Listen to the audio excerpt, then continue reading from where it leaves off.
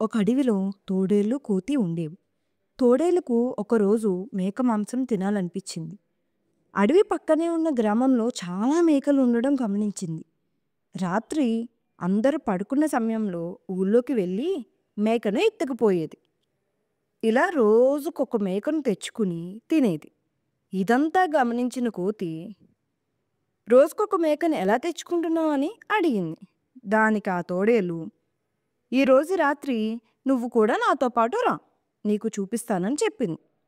కోతి సరేనన్నది. అప్పటికే ఊళ్ళో చాలా మేకలు కనిపించకపోవడంతో గ్రామ ప్రజలు రాత్రివేళ కాపు కాస్తున్నారు. ఈ విషయం తెలియని కోతి, తోడేళ్ళు ఊళ్ళోకి ప్రవేశించాయి.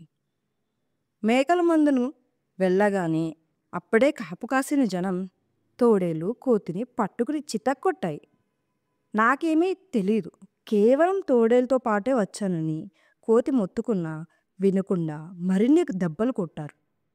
వారి నుంచి ఏదోలాగా తప్పించుకున్నానని కోతి బతుకు జీవుడా అంటూ అడవి బాట పట్టింది. ఈ కథలో నీతి చెడ్డవారితో స్నేహం, ప్రాణ సంకటం.